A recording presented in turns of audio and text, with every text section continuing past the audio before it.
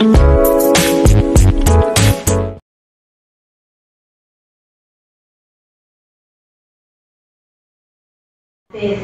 have time if you know your priorities. Nagagawan po natin ang paraan pag gusto po natin. Kaya nga po, di ba, may naririnig tayo na pag gusto, maraming paraan. Pag ayaw, maraming dahilan. So, yun po, na minsan po, mahirap gawin, na unahin ang kalooban ng Diyos, na minsan po sa labahin na lang, di ba, natatalo minsan si Lord. Kasi nga na, bakit hindi ka nakapit, dami ko kasing labahin So, ayun pa lang, nakakalain po natin, pinagpalit natin si Lord sa ating labahin. So, ayun po na, kaya po minsan, ang dami po nating problema. Kasi po, hindi natin inuuna ang ating Panginoon. Sabi nga, if you value the things of God, you will make a time. Yan po, pupo natin yung mga bagay ng Diyos ay magkakaroon po tayo ng oras tulad po ngayon na nandito po tayong lahat. Amen. Sabi po, better life, we need better choices. Piningin po natin na unahin ang ating Panginoon. Sabi nga, choose God first in everything. Pagsweldo po natin, ibawasan po natin yung 10% natin dyan para po sa ating Panginoon. Diba? Hindi yung pinagparti-parti mo na yung sa bills, sa tubig, tapos yung natira, doon ka kukuha ng 10%. Hindi po dapat ganon. Kung ano po yung kung sweldo mo, kunin mo doon yung 10% mo. Kasi po, pag inuna po natin ang ating Diyos, siya po yung bahala sa atin. Sigurado pong siya po. If you seek God, is our privilege. Totoo po yan, na pag hinanap po natin ng Panginoon, may privilege po tayo, may benepisyo po tayo pag hinahanap natin yung presensya niya. Amen? Sabi nga po sa Psalms 34, verse 4, I sought the Lord, and He answered me. He delivered me from all my fears. So, yan po, no? Sa ibang translation po, nakasulat po dyan, I seek the Lord. So, yung ating pong dalangin ay dinidinig po ng ating Panginoon. Pag inuuna po natin siya, inaay mga takot sa ating buhay. Amen. So, yan po na una po sa benefits of seeking God. Benefits of seeking God. Ito po yung mga benepisyo natin pag inuna natin ang ating Panginoon. Una po, wisdom and guidance.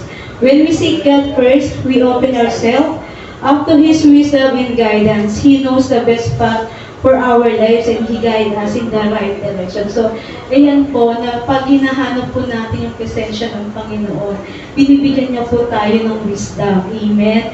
Nasabi nga po sa Proverbs 2 verse 6, for the Lord gives wisdom, from His mouth come knowledge and understanding.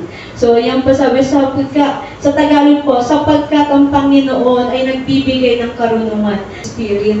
Kaya po natuto po at talagang anointed po sila at nagpapagaling sila. Yung panahon po na si Jesus Christ ay umakyat na sa langit, diba? In-empower sila, pinuspos sila ng banal na Espiritu. So tayo din, na simpleng tao po tayo, na sa ganitong mga pagkakataon na binibigyan tayo ng pagkakataon na makapag-share, binibigyan tayo ni Lord ng wisdom.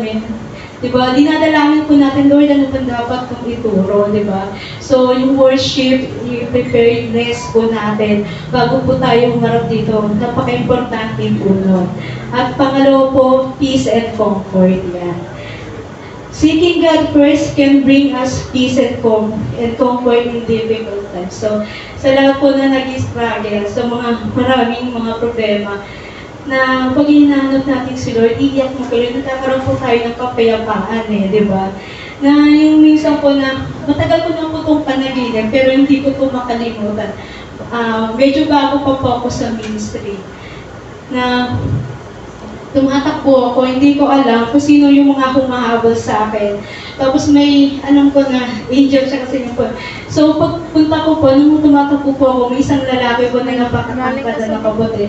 Binuksan niya yung pakpak niya. At doon niya ako tinago.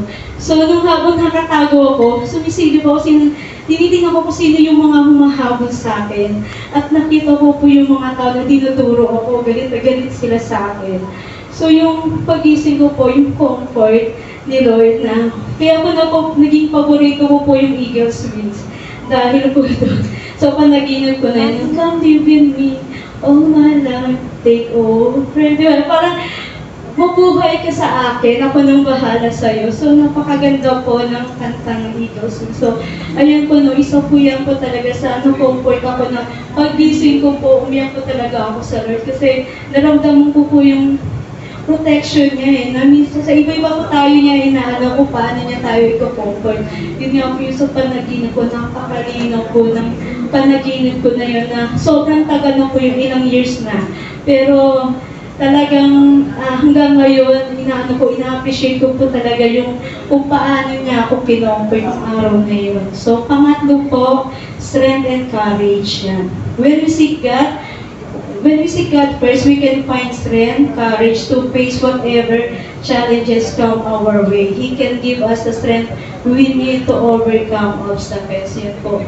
Yung tapang, yung lakas ng loob, yung katatagan, ibibigay po ng Panginoon yan once po na patuloy natin siya hinahanap, yung presensya niya po, di ba? So, ayun po, nasabi nga po sa dito po sa Joshua 1:9 yan, be strong and courageous.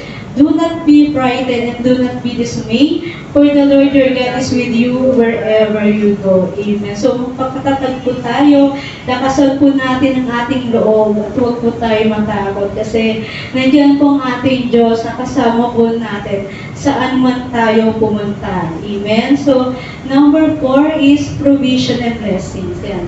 He can provide for our needs and bless us in ways we never imagined. So, ito po, no, nung naririnig po natin, ang dami pong testimony kung paano silang bless. Yung turo po ni Pastor Sari, di ba? Nung grabe yung kung paano siya bless ni Lord. Full amount ng pupunta niya ng Israel ay using a point in a sermon to fight verbally with the church members. Yun po. Isa po talaga to na hindi po tayo, kasi sabi nga ni Pastor, dapat maluluhati ang Panginoon. Nung lahat ng makikinig mo pagpala, hindi nung parang ang bigat ng sinasabi mo rito na ramdam po yan eh. Kasi may mga nagtanong, may problema ba sa church? Di ba may ganun po na, bakit ganun yung turo? Parang something na ganun.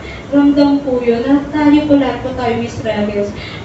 Siyempre ako rin po na ano, pero inaano ko po talaga, sabi ko kaya, nung kanina nag-prepare ako, kaya siguro pinaalala yung sa akin ni Lord, yung kung paano po natin gamitin yung pulpit. Kasi nga, darating yung araw na mag-share din pala ako. So, hindi natin dapat ito gawin. Kaya yung mga seminar na pinupuntahan natin, hindi po yung nasasayang eh. Kasi pag time na nagturo ka, pag nag-ano ka, may pinipit sa'yo sila kung ano mga dapat mo pang sabihin. So yun po na napaka-importante yung spiritual growth, yung maturity po natin, na hindi set aside po natin yung mga ano po natin, mga issue natin sa buhay at huwag po natin gamitin ang pulpito. Amen. So, ayun po. At number 6 po is eternal perspective. We can remember that our ultimate goal is to spend eternity with Him. Ito naman talaga gusto natin, kaya tayo natinigod eh. Mapapunta tayo, finish the race, di ba? Nasasabihin sa atin nila, welcome my faithful servant, di ba? At hindi yung Matthew 7 verse 21 to 23 na hindi tayo nakikilala ng Panginoon, ikaw gumagawa ng masama. So, ayun po na reminder ko yun sa atin. Kasi po kung papansinin po natin yung verse na yun, ayun po yung mga Kristiyano na matitindi na, yung mga matatagal na Kristiyano, kasi nagpapalayo sa sila ng demonyo, nagpipreach.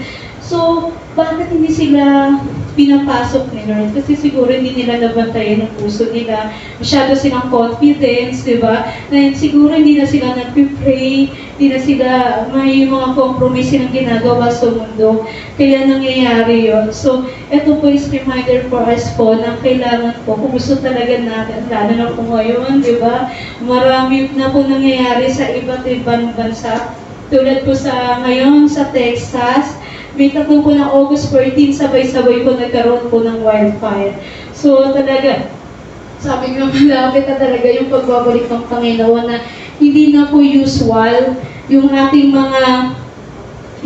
pong nakikita sa mundong ito. So sabi nga po sa turo po ni Pastora Romy sa Prayer Revival, habang naghihintay po tayo sa Panginoon, maging maging babad po tayo sa salita niya. Kasi po kagabi, totoo po yung sinabi ni Pastora kahapon yata, yung mga AI na pwedeng i-revise, i-twist yung Word of God. Kasi po kahapon, bigla lang po kasi na yung sabi, share ko sana, na yung ginagamit niya yung parang totoong tao, di ba sa TikTok na, parang siya totoong tao pero nagsasalita siya, na sabi niya doon, yung speaking of tongues daw, hindi daw ibig sabihin ng filled ka ng Holy Spirit, pwede daw mo yun kay Satan, something na gano'n. Sabi in Jesus' name talagang parang nire-review po siya na ito na yata yung sinasabi ni Pastora na may mga pagkakataon talaga na i-revise sila para guluhin. Di ba kasi sabi ngayon, speaking of tongues, si Lord lang yung nakakarinig sa atin, siya lang yung nakakaalam ng mga sinasabi natin eh. Pero ayun nga po, na isa na po yung sabi ko, hindi ko na siya mahanap talaga, sabi ko, grabe yung kaaway, hindi talaga pinaano. So ayun po no, na talagang kailangan po na maging rooted po tayo sa salita ng ating Panginoon. Amen? So, ayan po, yung sunod po is 5 ways to seek God. Yan.